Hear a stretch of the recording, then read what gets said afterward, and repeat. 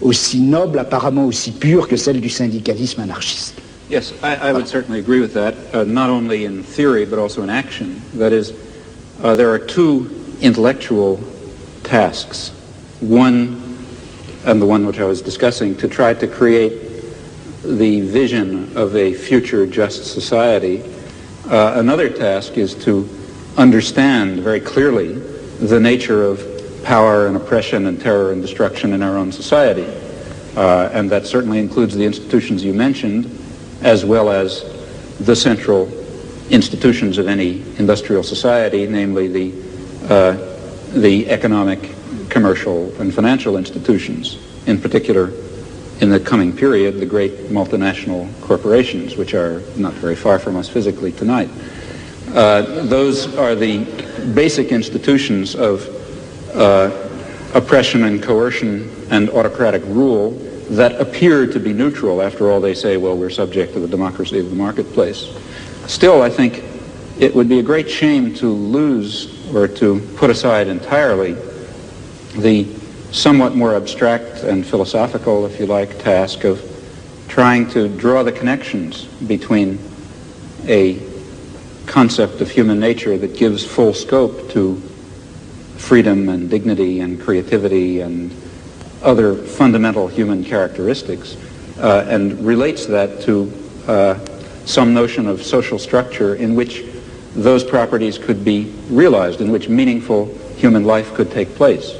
And in fact, if we are thinking of social transformation or social revolution, though it would be absurd, of course, to try to draw out in detail the point that we're hoping to reach, still we should know something about where we think we're going. And such a theory may tell it to us. Oui, mais alors là, est-ce qu'il n'y a pas un danger?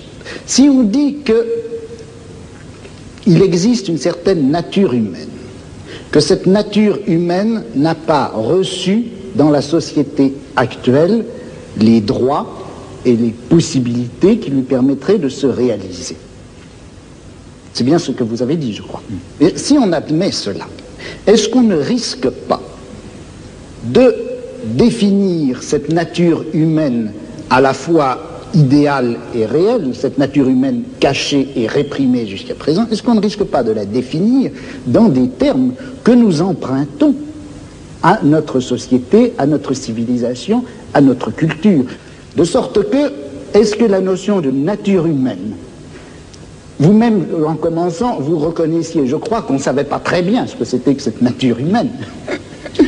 Alors, est-ce qu'il ne risque pas de nous induire en erreur? Vous savez que Mao Tse-tung parlait de nature humaine bourgeoise et de nature humaine prolétarienne, et il considère que ce n'est pas la même chose. Well, you see, I think that in the intellectual domain of political action, that is, the domain of trying to construct a vision of a just and free society on the basis of some notion of human nature, in that domain we face the very same problem that we face in immediate political action.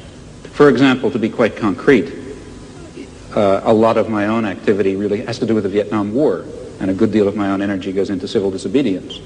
Well, civil disobedience in the United States is an action undertaken in the face of considerable uncertainties about its effects.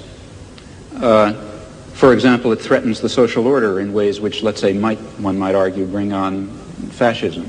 That would be very bad for America, for Vietnam, for Holland, and for everyone else. So there's a danger, that is one danger in undertaking this concrete act. On the other hand, there's a great danger in not undertaking it. Namely, if you don't undertake it, the society of Indochina will be torn to shreds by American power. And in the face of those uncertainties, one has to choose a course of action. Well, similarly, in the intellectual domain, one is faced with the uncertainties that you correctly pose. Our concept of human nature is certainly limited, partial, socially conditioned, constrained by our own character defects and the defects and the limitations of the intellectual culture in which we exist.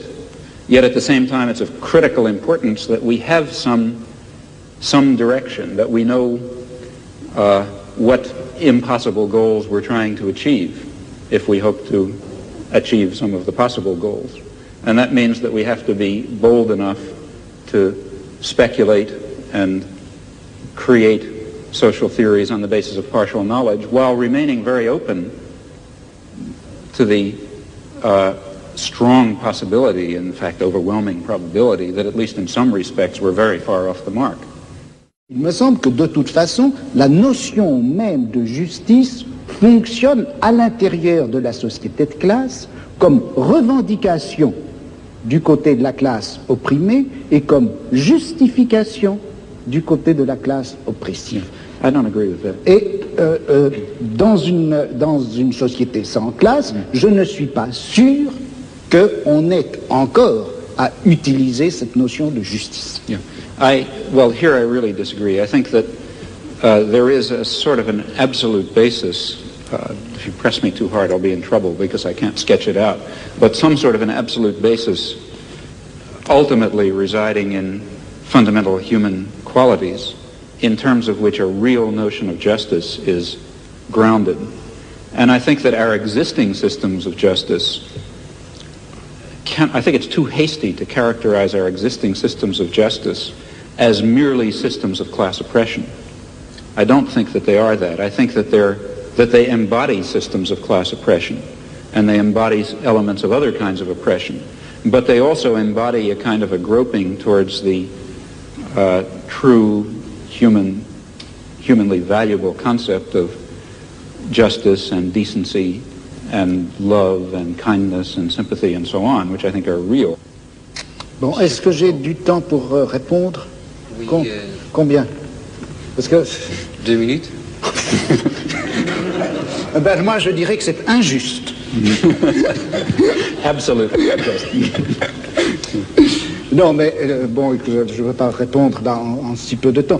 Je dirais simplement ceci. Je ne peux pas m'empêcher, contrairement à ce que vous pensez, je ne peux pas m'empêcher de croire que cette notion de nature humaine, cette notion de bonté, de justice, d'essence humaine, de réalisation de l'essence humaine, tout ça, ce sont des notions et des concepts qui ont été formés à l'intérieur de notre civilisation, dans notre type de savoir, dans notre forme de philosophie, et que par conséquent, ça fait partie même de notre système de classe, et qu'on ne peut pas, aussi regrettable que ce soit, on ne peut pas faire valoir ces notions pour décrire ou justifier un combat qui doit en principe bouleverser les fondements même de notre société. Il y a là une extrapolation dont je n'arrive pas à trouver la justification historique.